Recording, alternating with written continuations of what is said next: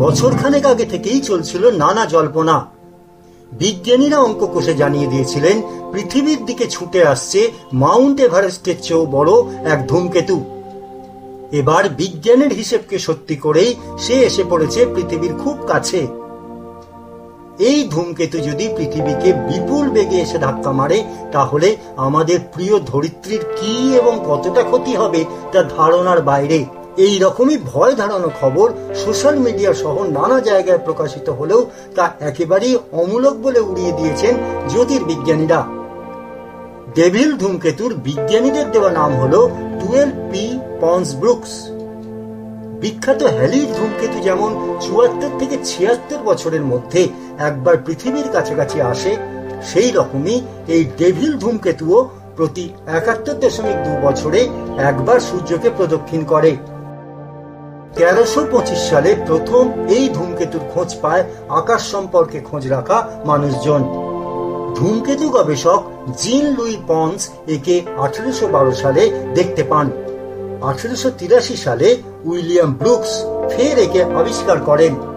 সেই থেকেই এর নাম হয় পন্স ব্রুকস ধূমকেতু। ২০২০ সালের অ্যাটমিক অবজারভেশন স্পেকট্রোমেট্রি রিপোর্টে দেখা গেছে এই ধূমকেতুর নিউক্লিয়াস বরফ এবং শিলার খণ্ড মিলিয়ে প্রায় ১৭ কিলোমিটার জুড়ে রয়েছে, যা এভারেস্টের চেয়েও বড়। হ্যালির ধূমকেতু লম্বায় ১৫ কিলোমিটার হলেও পন্স ব্রুকস ধূমকেতু আকারে তার চেয়েও বড়। কেন পন্স ব্রুকসকে ডেভিল ধূমকেতু বলা হচ্ছে? গত জুলাইয়ের শেষের দিকে এক বিস্ফোরণে এক গুচ্ছ গ্যাস এবং ধুলো উড়িয়ে প্রায় ১০০০ গুণ উজ্জ্বল হয়ে উঠেছিল এই ধূমকেতু। এর কেন্দ্রীয় অংশ ঘোড়ার নালা বা দুটো শিঙের আকার নিয়েছিল। তখনই মিডিয়া মহলে একে ভয়ঙ্কর বা ডেভিল বলে দেখে দেওয়া হয়।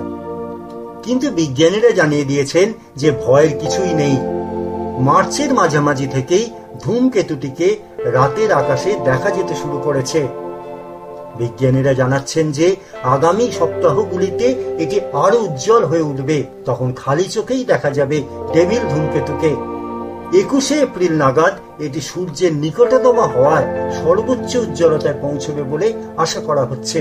পন্স ব্রুকস যখন সূর্যের সবচেয়ে কাছে পেরিহিলিয়নে প্রদক্ষিণ করবে, তখন তার দূরত্ব থাকবে ১১৯.৭ মিলিয়ন কিলোমিটার। পৃথিবী থেকে তার দূরত্ব হবে সূর্য থেকে পৃথিবীর দূরত্বের ১.৫ গুণ। সুতরাং চিন্তা করার একেবারেই কিছু নেই। তবে মহাবিশ্বের নিয়মে এত বছর পর সৌরজগতের অতি কাছে পন্স ব্রুকস ধূমকেতু আসায় গবেষণার জন্য কোমর কষে নেমেছেন জ্যোতির্বিজ্ঞানীরা।